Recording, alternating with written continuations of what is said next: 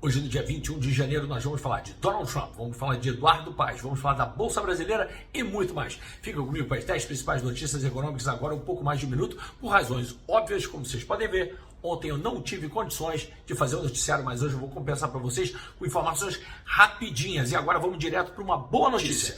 Os estrangeiros aportam 9,4 bilhões na Bolsa Brasileira em apenas 2 dias, apesar do pessimismo com as ações.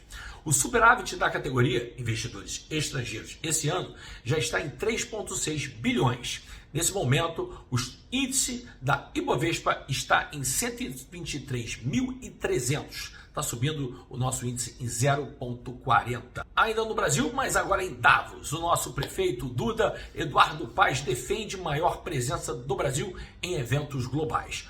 Paes assinou um acordo com o Fórum Econômico Mundial para criar um centro no Rio de Janeiro focado na quarta revolução industrial.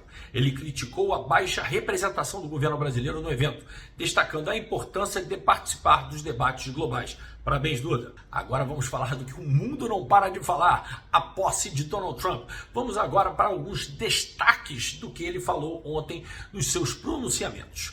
Donald Trump demite quem não está alinhado com sua visão. Trump inicia o mandato com várias demissões de funcionários considerados desalinhados com as suas políticas. Ele assinou um número recorde de 26 ordens executivas em um único dia. O Trump está planejando anunciar um ambicioso plano de infraestrutura em uma reunião com os líderes republicanos. Mercados financeiros reagiram positivamente às primeiras medidas de Trump. Ainda Donald Trump, como eu falei, ele estabeleceu um recorde de ordens executivas em um único dia, assinando 26 ordens e outros 4 documentos presidenciais no mesmo dia. O recorde anterior era de 22 ordens estabelecido por Franklin Roosevelt em 1939. Olha quanto tempo! Muitas das ações abordam políticas comerciais e federais controversas. Economistas alertam para potenciais impactos negativos nas tarifas comerciais. O governo rejeitou um acordo global de impostos corporativos, gerando tensões com alguns aliados. Ainda de Trump, falando de tensão com aliado, o primeiro-ministro do Canadá, o Trudeau, ameaçou uma retaliação tarifária contra os Estados Unidos. Após as declarações de Trump, o dólar canadense atingiu sua menor cotação em 5 anos. O Canadá planeja retaliar o dólar por dólar em resposta às tarifas americanas. As tarifas podem impactar setores cruciais como de energia e recursos naturais do Canadá. O índice de energia, o SPTSX, despencou, afetando grandes empresas canadenses. Analistas esperam uma intensificação das negociações comerciais entre os dois países. Em seu discurso, o Donald Trump, nessa segunda-feira, reforçou as expectativas de que o novo governo americano vai priorizar a produção de hidrocarbonetos no lugar de fontes renováveis.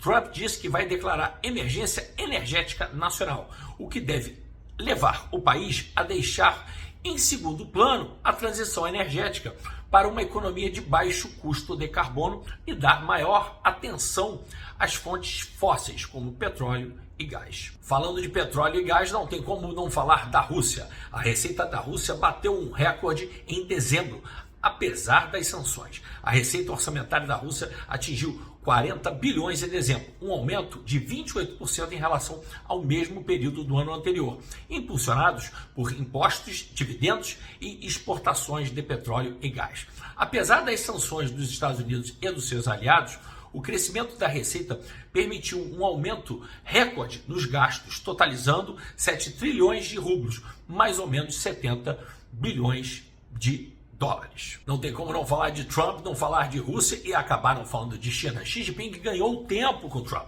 As tarifas adiadas, mas não canceladas, apesar das promessas de campanha de impor tarifas de até 60% contra a China, Trump adiou as medidas punitivas, priorizando tarifas contra México e Canadá, conforme já dito. Porém, os riscos persistem. O atraso não significa cancelamento.